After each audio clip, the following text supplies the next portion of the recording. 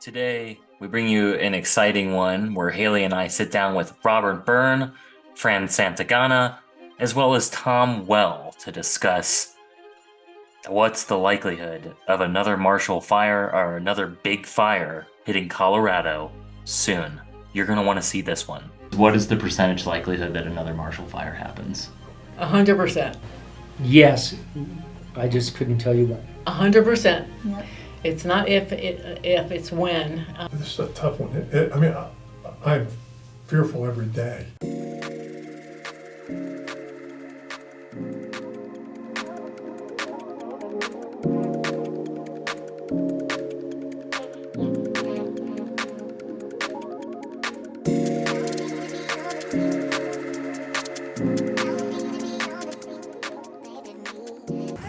Go east, yeah, towards Denver. Okay. Go towards Denver. Evacuate now.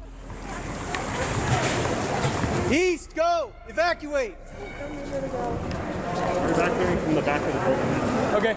Everybody head east. Go towards 36. Move now. Leave your stuff. Go. The fire's at the back. Go. Tonight there is a battle underway. Brave men and women facing a test of will, courage, and endurance. 17 wildfires are now burning out of control, including the giant one in Colorado. More than 1 million acres burned, as big as the state of Rhode Island. Today, Hayley and I interview some of the most preeminent experts that Colorado has to offer on wildfires. And as you can see, the outcome doesn't look so good. So this video is an urgent message to get people on board so that way we don't have another Marshall Fire. It doesn't matter if you're in Colorado or in another state that experiences wildfires, the next big one is coming. We have some huge ones here in Colorado, like the Marshall Fire that destroyed 1,084 homes, the Waldo Canyon Fire that destroyed 346 homes, which we talk about today. I am joined by three experts: Robert Byrne, who's in charge of the Fire Mitigation Committee at Roxborough Park, the neighborhood. We also have Fran Santagata, who is the director of the Douglas County Office of Emergency Management. She also was the wildfire liaison to the Office of the Colorado Governor. And we also have Tom Welle, who is the West Metro Fire wildfire specialist. He was the National Fire Protection Association in the FireWise section. They have an extensive amount of knowledge. We look forward to you joining us on this journey. I gotta say too that I don't just make videos for a living. I'm a local broker owner. I own a company called Symbio Realty, so if you're moving to the area, moving from the area, or looking to invest more in the area, Hayley and I would love to help. My point of view, being the chair of the Fire Mitigation Committee, is educating the community, getting out as much as we can on the message of the importance of fire mitigation and the risk of living in Roxborough Park. There are statistics that we have that we're going to share with the community about the number of wildfires just in Douglas County per year and what months. But there are not, people don't believe it. There are people that think mitigation is harmful in the sense that it's not restorative of nature. And we have to get them to understand that it's very important, not only to the safety of the community, but it's important to the habitat. So We have experienced the right on the edge of the wildfire here in Roxborough. So Where was that and when? The Haymon Fire. Okay. And that was in 2002. It ran 20 miles in 24 hours. It started in Park County and ran up through Douglas County, burned so hot that it sterilized a good part of the topsoil, and it took almost 10 years to be able to revegetate some of the area. And if you ever want to see the history of that, drive down Highway 67 and through Deckers in that area, and you will still see remnants of that fire on top of the Schoonover Fire that happened.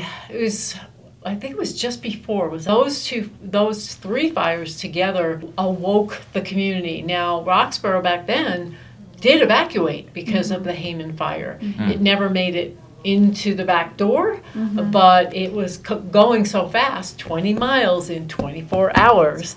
Yeah, So when that's really people fast. say to you, the Marshall Fire is a once-in-a-lifetime thing and it wouldn't happen again, you go, no, not. It's happening again and again and again. So that time was particularly critical. There were fires burning all over the state of Colorado, and Governor Owens at the time is famously quoted as saying the whole state of Colorado is on fire. And that is because we hadn't had any of these large fires for quite some time. And we had been in a drought situation for more than 10 years before 2002. So the vegetation was in very, very bad shape. We were ripe for it to happen. And so that was one of the big ones. But we also had the Carpenter Peak Fire, and that was in the 90s. I honestly don't remember the exact date of that. We go through cycles climatically. You guys, I'm sure, are familiar with that. Wet years, dry years, but the overarching trend is to get drier and hotter because of climate change. And so that is not going to change a couple of good years of wetness. It has helped our vegetation, and it's given us sort of a reprieve so that we can get ahead on some of the mitigation efforts that we need to get in place to get people more engaged. Bad news. We're sitting on the line of the Great Plains here. Yeah. The tall and short grass prairies end here. That Great Savanna does, and we start the montane zone up into the Rockies, right? And so that's an ecotone. That's a place where you get a wide variety of animals and plants because you get the characteristics of both ecosystems there. That also tends to be where you get a lot of action. And fire is one of them, right? I mean, the grasslands would burn 3 to 5 years predominantly. I mean, the Great Plains would burn off like an entire third of it almost annually, and then a third, and then a third. And, really? The buffalo would move to the area that is regrowing after the last burn season. And Native Americans figured that out and started to use fire so the buffalo would come to them and them to go into the buffalo. So we began that human interaction with fire a long time ago. But now, what I think, to Bob's point, people don't understand that what they're living in right now is not really a natural ecosystem. It has been so altered by the lack of fire, by fire exclusion, that we've done on our own. We still do to this day, right? We put them all out. And 98% of the time we're effective. 2% of the time we're not. And that's when we have our major fire disasters. And those, besides our fires actually showing an uptick, and our built environment is very vulnerable right now, and is going to remain that way for decades, unless we really make some major changes. And I've been at this nationally for a while, and there's nothing on the horizon that is going to change the trajectory of where we're headed. And in fact, that trajectory is actually pretty scary for what we've got going on for more Lahaina's, more Marshall fires, more Paradise fires. The fact of the matter is we've always had extreme wildfire, but ecologically significant wildfire did not always have to happen under severe conditions in the past. Now that's the only time we get significant fire is in extreme conditions. Why? Because we put the rest of them out. In the past history, when these fires would happen, there was nothing in the way, right? So it was burning the vegetation, and then it was over. And a lot of times, people didn't take note of that because, it's trees and the folks of those eras knew that this was what needed to happen for the forest to be renewed. Now we've boxed ourselves in, right? We build in the most beautiful areas, right? Right up against the most vulnerable vegetation that is due to burn. And unfortunately, the state is one of many states that has not taken the lead in fire codes and building codes that would prevent conflagrations from happening. So as you drive out our community here and you look at what's going on in Sterling Ranch, and the houses that line that Rampart Range Road, some of them are 5 feet apart. That should never happen. And folks, when they propose these types of developments, would say, Well, we're not in a wildland interface. That's the park. The Waldo Canyon fire, it was in Colorado Springs. Waldo Canyon is an area, and a canyon that backs up to neighborhoods there that are suburban. And Colorado Springs Fire did a really good job of getting ahead on the mitigation and really getting folks engaged on that. And so the people whose houses literally butted up to the wildland urban interface had developed great defensible space, did a pretty good job around their homes and what have you. So when that fire came ripping through, those homes fared better than the homes that would be the equivalent of those Sterling Ranch houses, because the houses that did burn and the vegetation that was burning sent an ember storm forward a mile ahead that landed on those suburban homes, and they were a pile of ash, literally a pile of ash. And if we didn't have the records from the county and the city, we wouldn't have been able to figure out where the houses were. I spent some time on Sterling Ranch and home developers because that is our industry. What do you think the reason is for home developers? Money. Yeah. Simply put. Yeah. I mean, they make do they more have money legislative defense too? Are they introducing things that make preventative work difficult? No, it's the lack of regulation here that allows them to do what they're doing. They're not doing anything illegal. No, they're not. They're able to build the way they're building because we don't have any constraints on the way they are building. But they also have a very strong lobby for anybody trying to do anything that way. Yeah. Rancho Santa Fe in California was a community that was built to withstand wildfire and has been tested multiple times. The science is very clear. It came from Jack Cohen out of the 1990s, and the work that he did up in the Northwest Territories to prove how far a structure needs to be from a crown fire coming at it to ignite. And that's how we came up with the whole home ignition zone concept and what we need to do to protect structures, right? But when we build them 5, 10, 12 feet apart, and we get a single ignition of a structure, we're done. Yeah. Basically, if we've got a structure within 40 feet of another structure, we've got to harden the structure, we've got to do all the vegetation manipulation, we've got to protect completely against ember intrusion, or we lose the whole bash. Because Waldo Canyon was igniting 30 structures an hour. Yeah, it was. That was the pace of structural ignition. This is why our fire agencies become totally inefficient because they cannot keep up the pace. No, so the idea that the fire service is going to be able to save your home is unfortunately a myth. When we get to those kinds of conditions, 98% of the time we do. 2% of the time, not going to happen.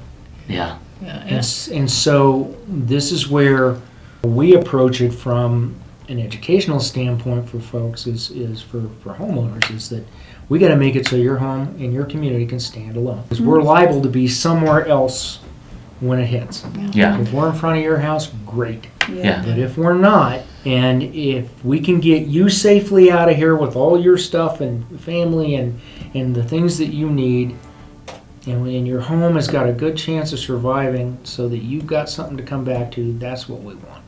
If you look at Roxborough Park, we're sandwiched.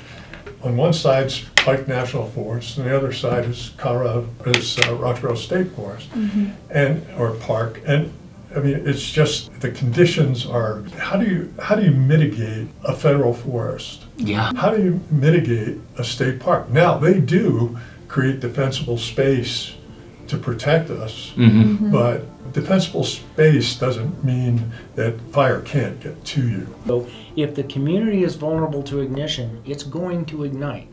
Fire will find those vulnerabilities. And so that's how we've got to really look at it, is we've got to start from the structures in the community and work our way out when we're thinking and working in mitigation. For folks to understand what they need to do on that bad day, right? You need to have been signed up for your emergency alert system. And here in Douglas County, it's code red, and it's operated through the dispatch center owned by the sheriff's office.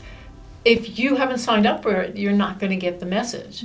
And you're hearing a lot of concerns coming out from Marshall Fire about people saying they didn't get the alert and why didn't it come out through the Amber Alert system, and that system is not perfect. Douglas County has the ability to launch it, but it is a very inexact system right now at the local level. And so the best way to get accurate information is for the citizens themselves to sign up for that alert. And if they don't, they're not going to know what's going on. And we want people to know if you're home or even if you're not home. So we don't want you driving back into the house, or if you have a vulnerable person like a child living at your house, a teenager obviously, somebody who could be left alone is alone, and you can't get back to them. Well, you need to be able to contact someone, because now you've signed up that they need to be evacuated. On June 29th, Douglas County is going to be conducting an emergency evacuation drill here. And we want it to be from a role play standpoint, to be as real as possible. You get the parakeet in the car, you get all your insurance documents, your snacks, your water bottles, and whatever valuables you can, and get out. And not just think about, well, this is a drill, we'll just do it in one car. In an evacuation, you want to save as much as you can. And just don't throw the kids in the car and leave the teenagers' cars in the driveway. We want as many cars on the road to simulate what it's like. We're not going to have the smoke, we're not going to have the ember storm, we're not going to have the panic, but you're going to be driving on the emergency evacuation routes to get out of here. So that's an experience that you don't get every day. Where do we get the information from on the public side in emergency management that there's a fire? It's the public, right? So you may be the first person to actually know there's a fire in your community that is going to be a big problem. So that call comes in from the public, alerting the dispatch center that there's a fire. And there will be resources, first responders will come, the fire department and law enforcement will come out and evaluate the situation. There'll be a determination at some point, probably pretty quickly, if it's a fast-moving fire, that the community needs to be evacuated. And so there will be an order sent from law enforcement back to the dispatch center to evacuate, and a geographical area boundary will be described to the dispatch center. The dispatch center then goes into, and here in Douglas County, it's code red, and we'll draw a polygon around the map of the area that needs to be evacuated, and the system will pick that up, and it will alert every cell phone and landline email that has been signed up to receive that alert, and it will go out immediately. When the person who lives at that home gets the alert, they are then supposed to alert their family members, make sure that everybody knows what's going on, and they need to start gathering whatever it is they're planning to take with them. Now, it depends on how much time you have as to what you're going to take. And when I have taught this in the past, I've had people sit down with me and say, all right, you've got 10 minutes to leave. What are you grabbing? Literally 10 minutes. You don't have time to pack a suitcase or do any of that. What is the most important things that you are going to want to take with you? You're going to grab those things and you're going to leave. If you have a 30-minute leeway, yeah, you could pack a suitcase, and you can, if you've created a list, and I really encourage people to do that, create a list of what you want to take with you, you can methodically go through your house and grab what you need, load up the car, get the pet supplies, all of that, and leave. But to pay attention to what message you receive, because they're going to tell you in that message where to go. And because there's sometimes the evacuation routes may be blocked. They may say the only exit route is straight out onto Rampart Range Road. Or they may say your northern exit is blocked. You need to go out the south emergency egress easement. So you head out your door and you head out of the community and you head to where you've pre-planned your location to go. And if it's a hotel or if it's friends, if it's family, that's where you go, and you will await the following messages that will come through Code Red. They will alert after that and let when it's safe to go back into your house. Pre-planning is everything here, right? So it's not only what Fran said, totally important about okay, if we're not all together, where are we gonna meet up? Meet up. Right? Yep. And then where are we gonna go if we need to ride this out for a couple, 3 days?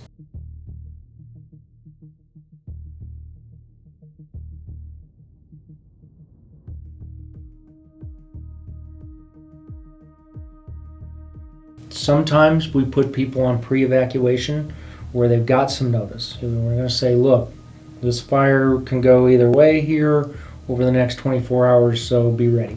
The way we look at it, our firefighters deserve to go home at night too, right? Mm-hmm. But they will risk their lives to save others.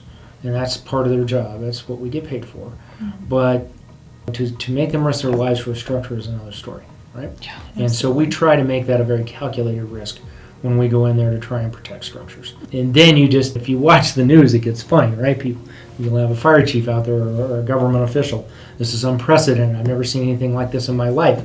Same guy next year. This is unprecedented. I've never seen anything like this in my life. We love that word, unprecedented. Same thing, yeah? And so, and that's what the kind of things that if you're in this business long enough, you start seeing the pattern that you've lived through, mm-hmm. and you're paying attention a little bit differently than you did when you were young, and this is a big fire, oh yay. Mm-hmm. Yeah. It's a whole different deal now. Well, that's why I think it's important to pay attention to history, because if we keep saying it's unprecedented and put the blinders on every year, everything's unprecedented at that point. That's what they said about Marshall Fire. A lot of resources that we have available for residents on ready kits, go bags, how to mitigate your property, what defensive zones are. Those types of materials are readily available. Well, what resources are available to make that burden less? Well, there are grants. Mm-hmm. There are grants from the United States Forest Service, or Colorado State Forest Service. There are grants from Douglas County. Mitigation is tax deductible. You can get up to $2,500 credit for mitigating your property. Mm-hmm. And that's not just that's out of pocket money. Mm-hmm. So if you buy a chainsaw to mitigate, that's something you can get the credit for. Mm-hmm. So that's very important. We're a fire-wise community, and in order to be a fire-wise community, we have to meet certain standards of mitigation.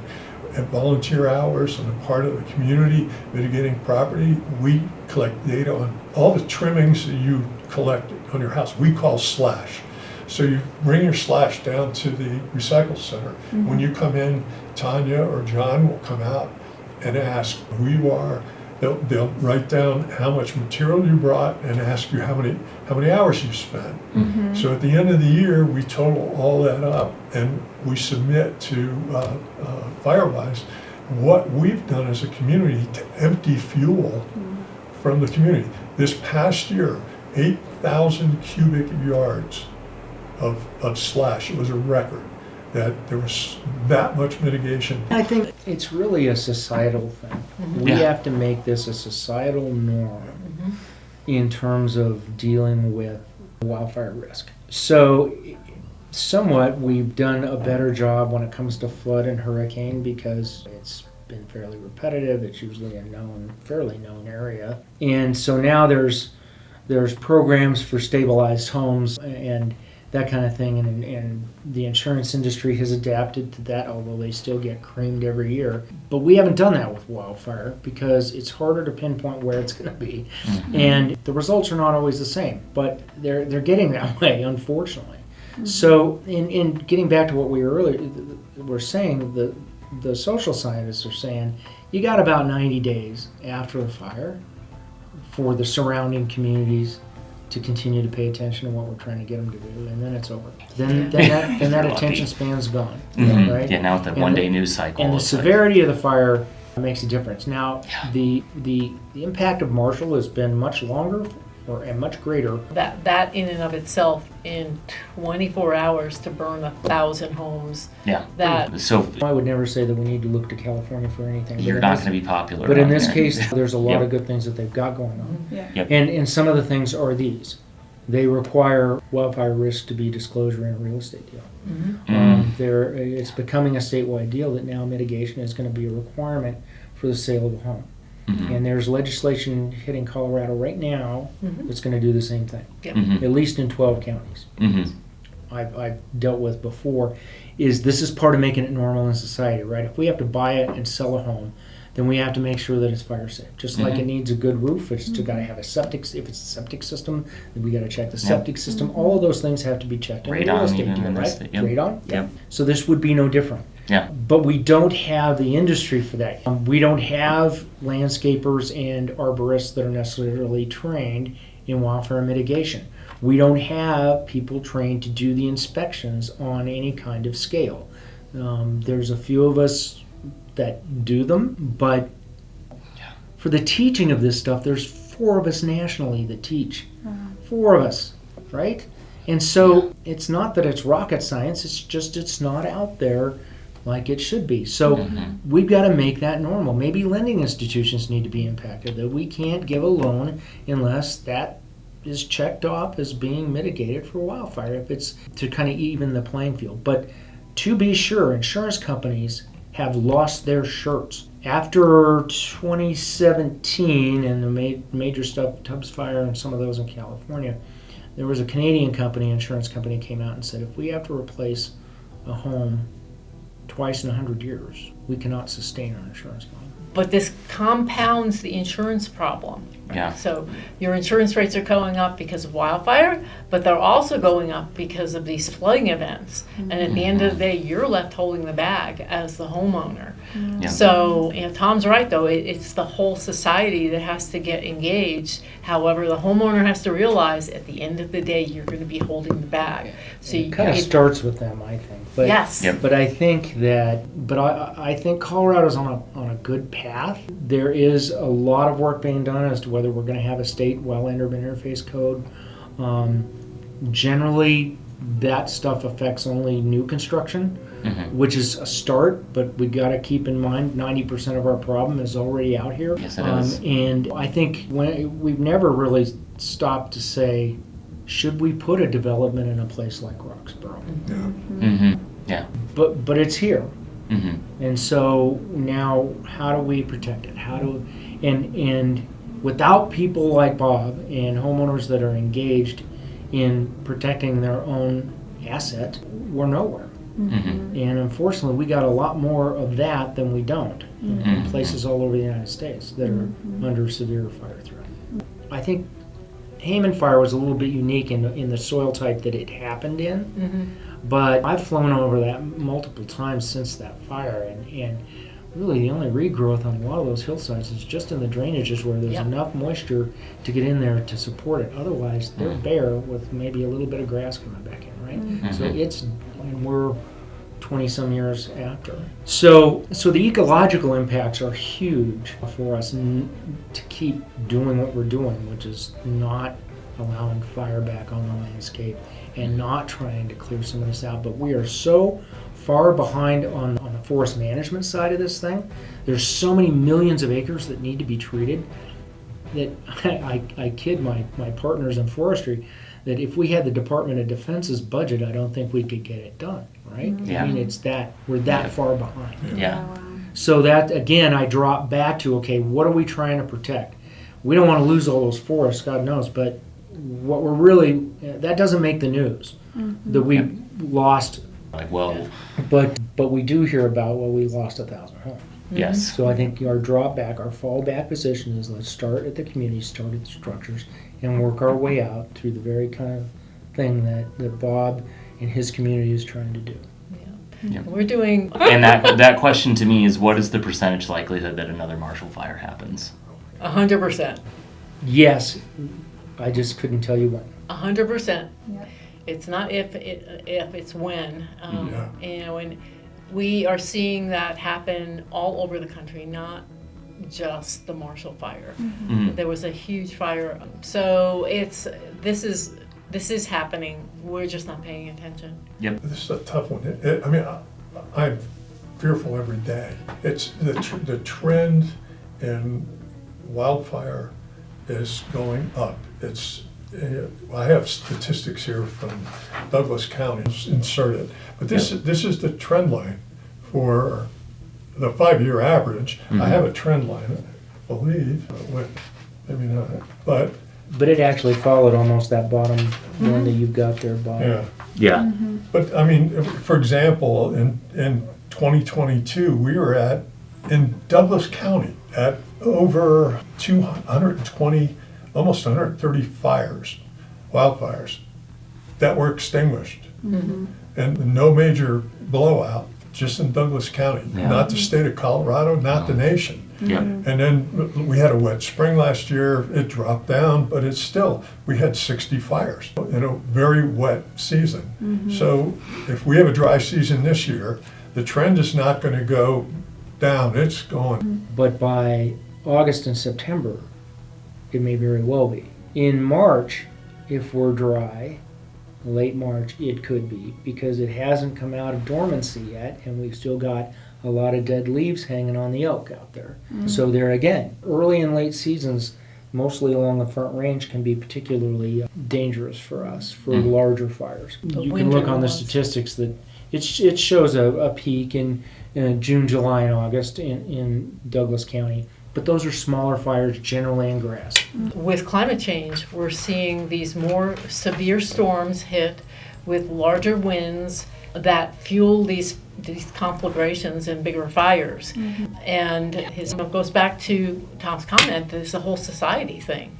We impact things from the mitigation committee, from preparing your home using fire-wise plants and fire-wise principles in how you landscape your home, in the materials your home is built with. But the other big piece of it on the bad day is getting that preparedness from a whole community perspective.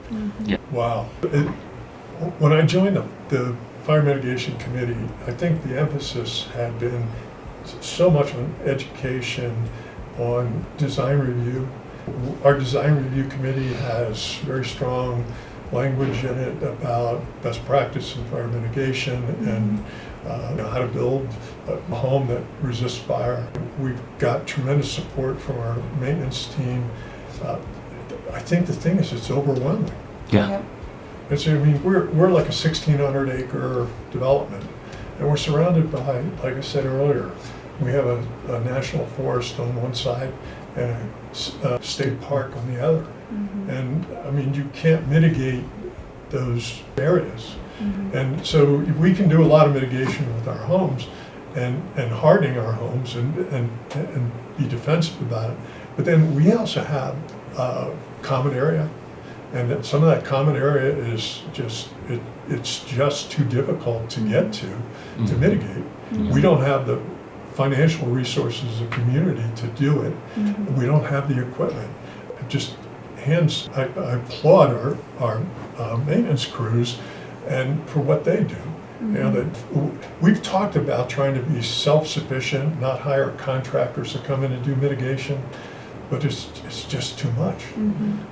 You gotta have the right tool for the job. And the tools you have to have are beyond the scope of what we want to spend as a community. Budget time, when it comes time to vote on the budget, we need to raise it $129. But you think you've raised it $129,000. You look at our community and you think, well, we must be a very affluent community. But you have to look, there's some people that have moved in here in the 1970s. And they've been here all that time. And they weren't millionaires that moved in. And they're not millionaires today. And Exactly. Me too. And it's like, this is tough. It's very difficult, especially, as I said earlier, if mitigation has to happen every 3 years. And I'll say, it's typical to spend about $10,000 to have your property mitigated. And so $10,000 every 3 years, and you're on fixed income, you've been here. You bought your house very cheaply. Now maybe it's worth $800,000, but that doesn't help you pay the bills in the month. The equity just isn't there. So we're going to see, and as climate change worsens, it's an uphill battle constantly. I think our board is more engaged in this topic. Their realization of what the priorities for this community are. It's going to be wildfire. I think, getting back to your question, it used to just break my heart. I'd travel all over the United States visiting firefights communities. And there'd be 7, 8, 9, a dozen folks that were engaged out of a community of several hundred, right? Out of a community of over 1,000, a dozen folks. And so that's where our real challenge is in the scale. Because if we can't get, it's kind of like I said, it's almost an all or nothing thing. We've got to get folks to the table and doing the work, trying to figure out how we can get them assistance, and sometimes it's physical assistance, sometimes it's financial assistance. But at the end of the day, recovery sucks. Yeah. And recovery is expensive. And recovery is never complete. People are never whole. So when I can get a little stubborn with homeowners when we start talking about costs and stuff. It's like, try to recover. Try to build that thing back that you're living in now. And it's not an easy conversation, because their reality is, where am I going to come up with the thousands of dollars I need to do what you're telling me to do, Tom? What you're telling me to do, Bob? And that's a reality too. And that's where I think the state legislation and local communities trying to be creative in how they can take even ARPA funds and stuff that they've been using, like in Douglas County, to try and get funding out to folks. And they always need to have a dog in the fight. It's always going to be kind of a cash match, but it's something, right? And there's volunteer groups out there that will come in and sometimes be able to do mitigation for you. Some of them trained for the folks that physically can't do the work. I mean, those are just the real barriers to kind of mitigation. And the folks that just don't think they want to do it because of the aesthetic, or they don't want to do it because of ecological reasons or whatever, I put them on kind of another plane, right? Because that's a different conversation to have, oftentimes a bit more difficult one. But the fact of the matter is, it can be done. It doesn't have to be a clear cut. We're still fighting that, even sometimes with some of the insurance companies, that they think that that's what mitigation is clear cut 100 feet around home, and it's unnecessary. People get all worried about trees. I don't really worry about trees as much as I worry about brush and lighter fuels, under decks, against foundations. That's where the bang is for the buck. If we could get every home to have a 5-foot non-combustible zone around its foundation, and some spacing between vegetation out to 30 feet around the structure, I bet we could reduce our losses by 75%. Now that's an unscientific number there. And the other thing is if we could replace all these wood fences with non-combustible fences, and if we started building new construction with non-combustible privacy fences, again, I think you could see 50 to 75% reduction in losses just from that alone. We are creating this wick to a home. It's a fuse. Think of it that way. It's even a better term. It's a fuse. And so inviting him. So I think moving forward, using that vehicle, where we would get the best response in any of the stuff that I did back in the day when there was smoke in the air, right? So we'll have some articles ready to go. They are already ready to go, that Bob can just recirculate if we have a fire in Waterton Canyon, which we had one last year. It didn't take off, but it could have. We didn't have the kinds of fire conditions that would have pushed it. But when you have something like that the community is aware of, then shooting that out again, people will connect. So remember, if you live in Roxborough Park or Ravenna, there is a fire evac drill on June 29th. Treat it like it's the real thing. Also, if you like the videos that we're producing, make sure to subscribe to us. I gotta say too that I don't just make videos for a living. I'm a local broker owner.